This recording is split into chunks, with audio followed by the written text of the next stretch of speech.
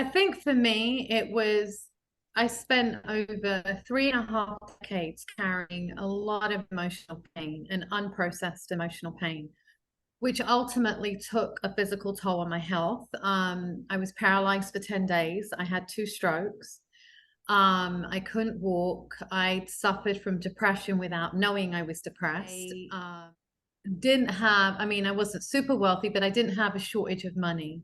But yet I was struggling so much. So I used to think to myself, well, if I can struggle, knowing the law, knowing all these things, everybody else must also be having a really tough time. And my whole purpose of putting this pen to paper and writing the book was always, if I could stop one person from feeling the way that I did, then it was worth sharing my story.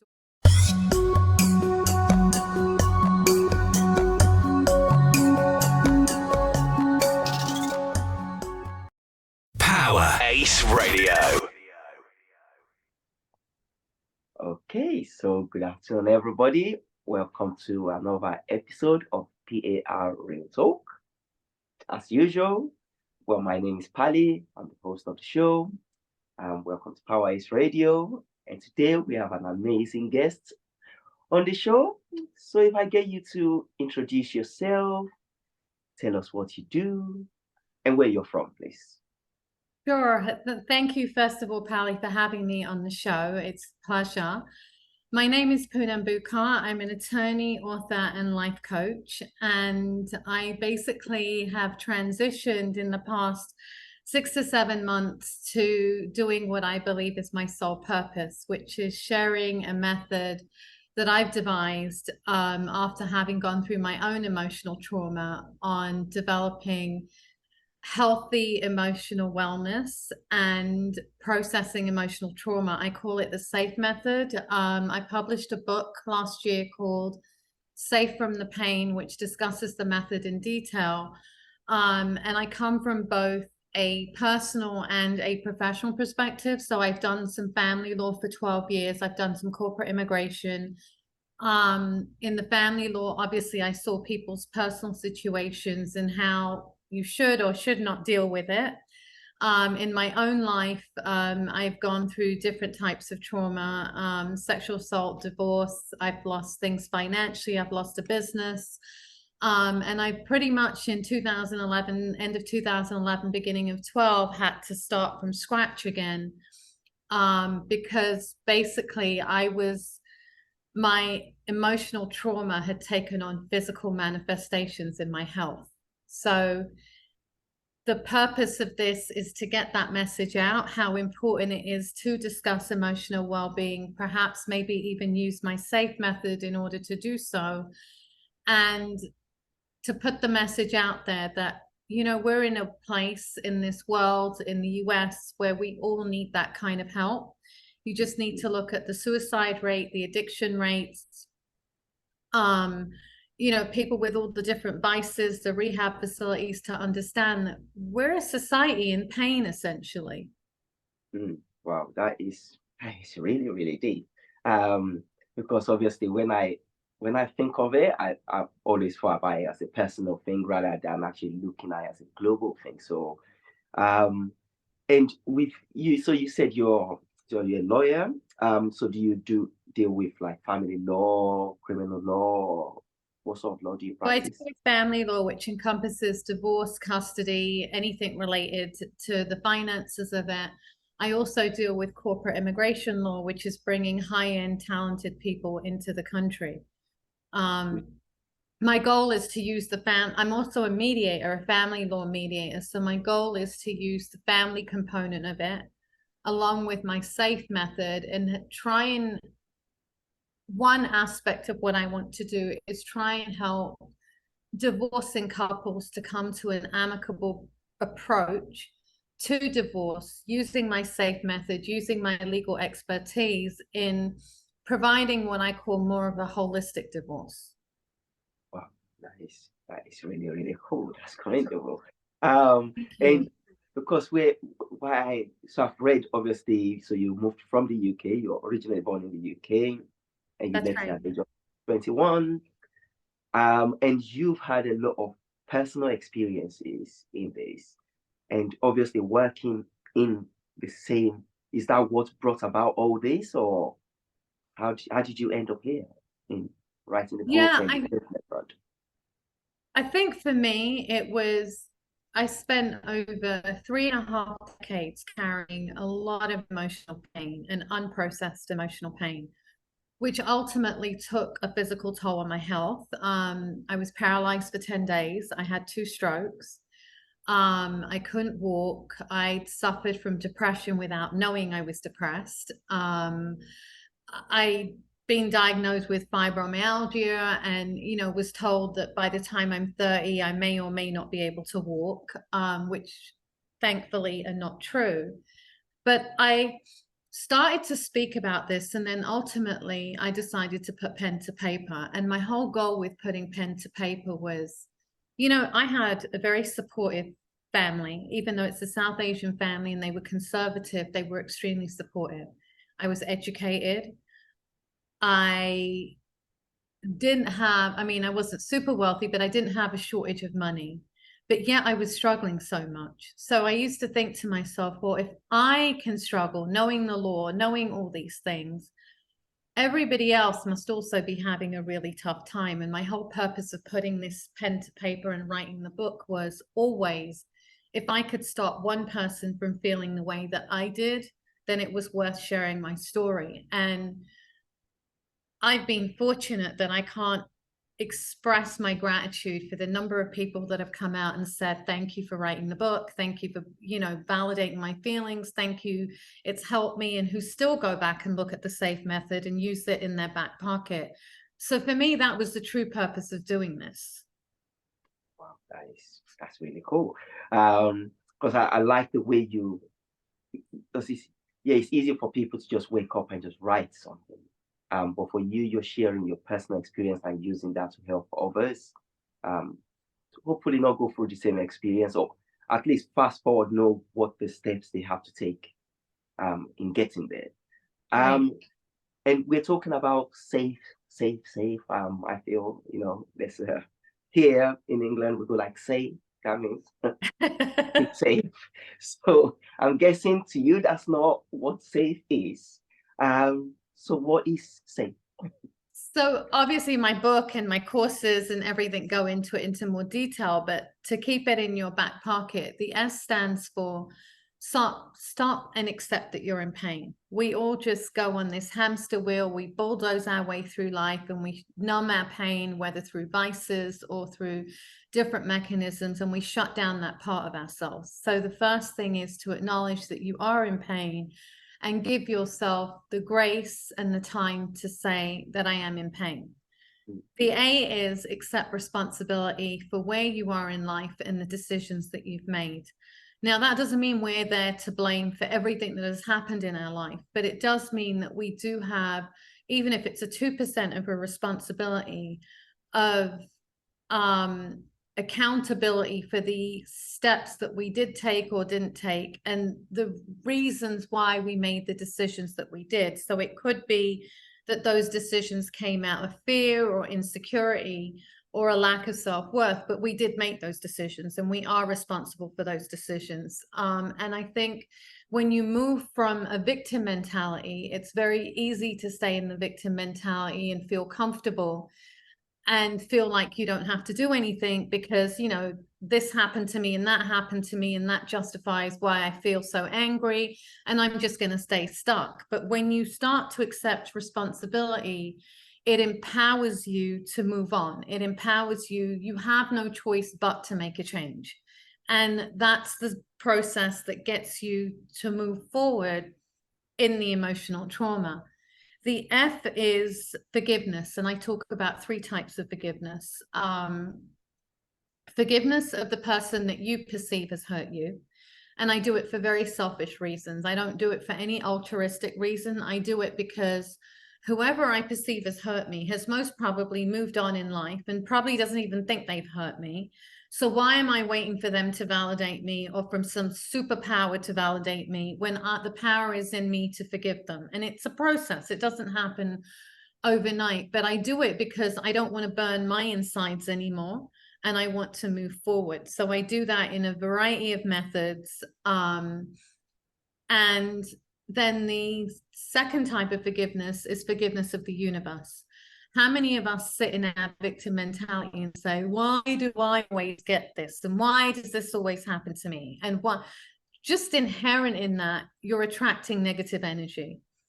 Secondly, how selfish is that question? Why would I want something that I've been through to happen to my fellow human being?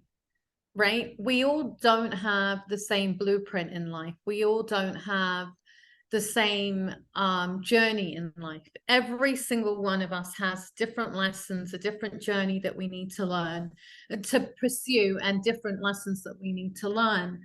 And there shouldn't be a comparison. And perhaps we were given these things because we're strong enough to handle them, or perhaps because we've got lessons that we need to learn.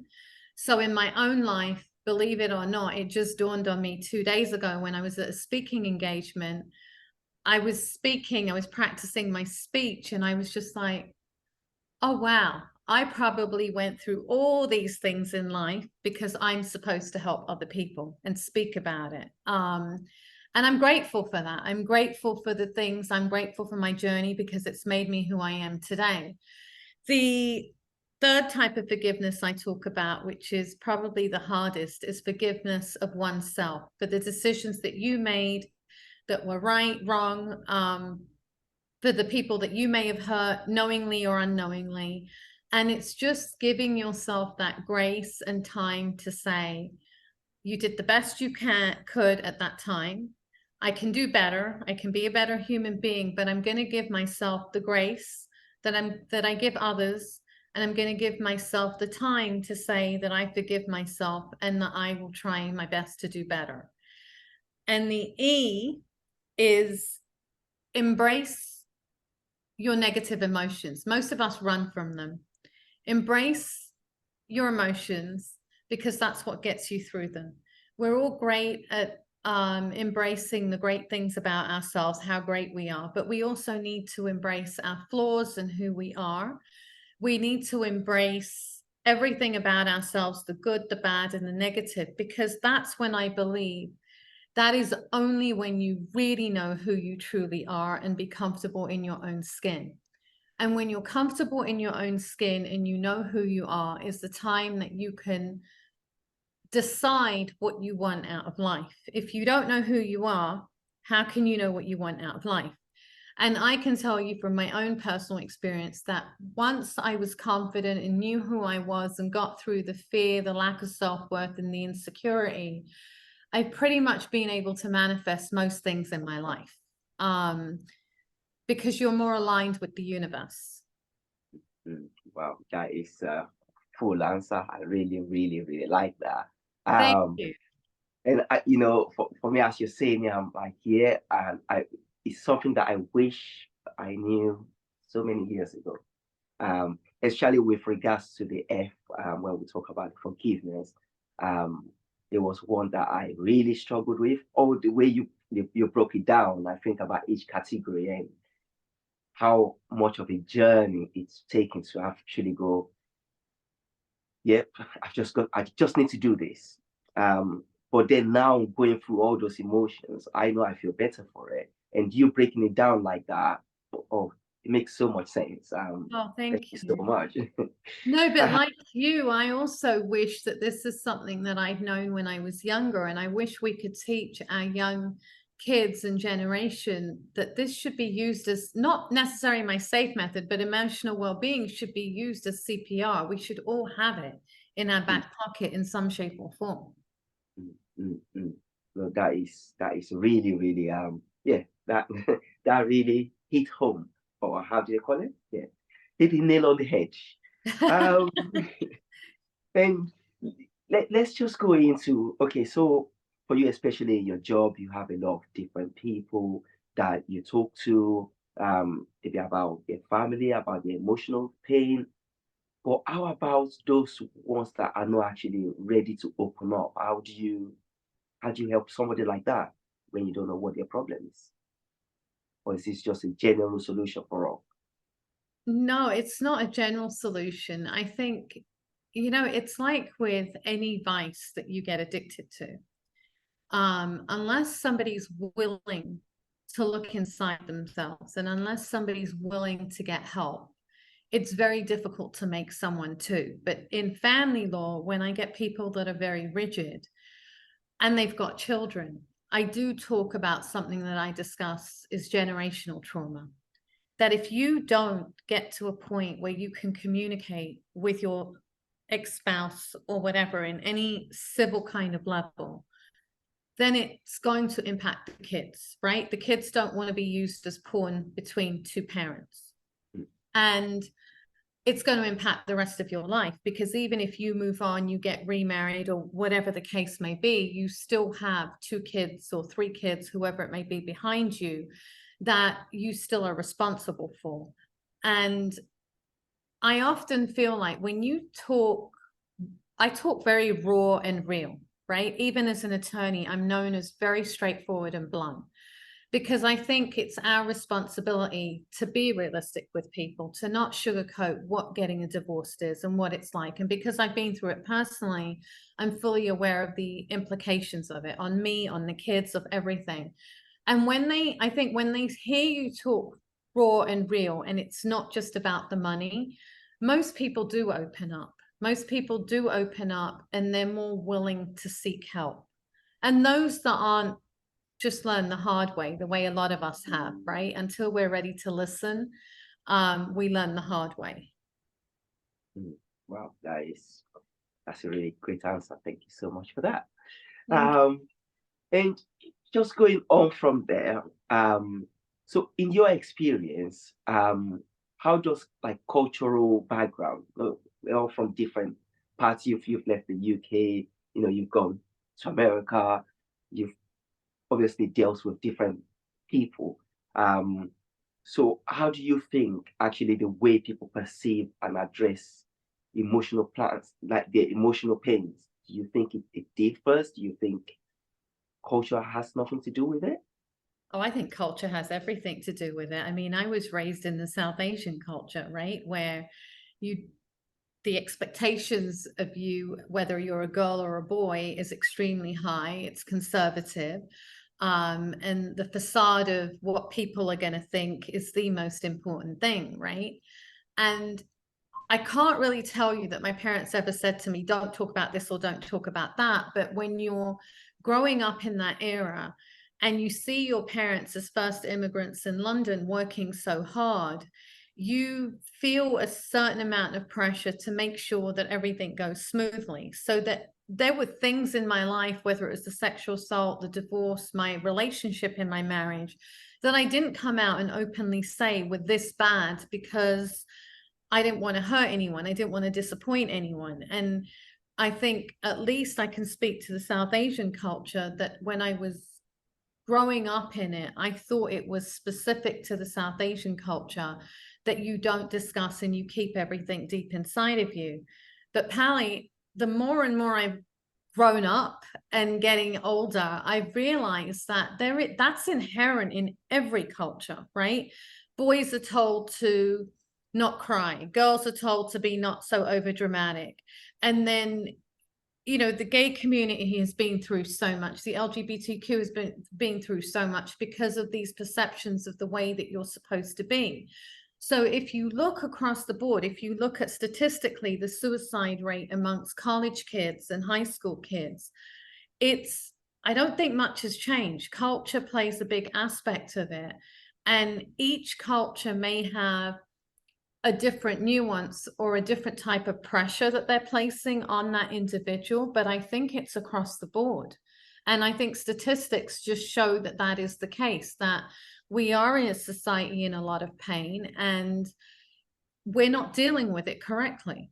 And if you look at the latest statistics, it's now transpired into the work environment. Over $1 trillion is lost in the global economy because people are not emotionally well. They're taking time off for mental illness. They're taking time off because they feel anxiety or burnt out. And what we're seeing is that this is filtering into every aspect of our lives now. No, absolutely. And I feel, well, now maybe it's a good thing that we're taking note of all these things. Like people like you coming and sharing the experience and showing, because I think back in the days, it's almost like a taboo to say, oh, I have mental health, or I'm going through some, especially for me as a Black man, it's not something you hear. Like, man up and get on with it. You know, Yeah. people are expecting stuff from you. They don't have time to hear you going, oh, actually today I'm sick. No, you can't be. You need to go to work. You need to go and do this. You need to fend Yes. for the family. But now, at least, all these are coming out, and it's great. Like the work you're doing, and for the book, and yeah, I really I commend you. So thank you. Thank you so much. And thank you for giving me the platform to speak about it, because without people like you, this message would never get out there. Oh, that's really great. Thank you for that.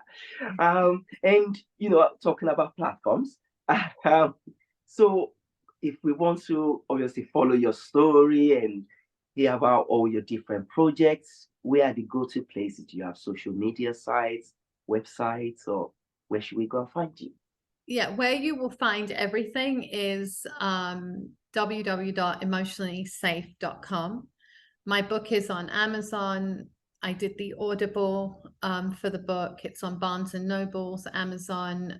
I've got coaching sessions on the website that people can sign up for. I've got a course coming out, hopefully mid-September, which works you through the SAFE method. It's a mini course. I intend on getting a much bigger course out later. And I'm also in the process of putting retreats together for any about to get divorced couples or who are on the brink of it and not sure, to try and put retreats together to help people work through it. Whether they stay together or not, you still have to communicate. Absolutely. Well, that's great. That's really good. And I suppose you might have answered my next question. Part of that will be what's in the pipeline. What's in the in the pipeline? yeah. So yesterday, I spoke in front of the Health Council of Pennsylvania for social workers that deal with HIV patients. So I'm doing more speaking engagements in the students' wellness area, in the corporate wellness area, and in the nonprofit area. So I'm being hired to speak in those realms too, about emotional pain. I'm looking to speak at rehabilitation centers because I think that would be the perfect place to share experience and share the method. And do more courses and more coaching and more retreats. Sounds like a busy plan ahead. We love that. That we'll be looking forward to obviously seeing all these engagements. So let me ask what I call my random question. So if there was an emoji that will represent you, not just you as a person, but you and life, you with your work, with what you've been through, what emoji will represent you? It might not be something that's been made already. Maybe you want to create your own, write your own Power Ace Radio. What emoji will it be and why? It's a very interesting question. Somebody just wrote a blog about me and called me a phoenix. My emoji would be crazy. Crazy that I love life so much. I've learned to love life so much that I literally live life by the seam of my pants. I will try and do anything and feel that life is an experience and a gift that we just need to keep following. So I think it would just be a joyful emoji, truthfully. Awesome. That sounds perfect. And from that answer, really, let me go into my next question.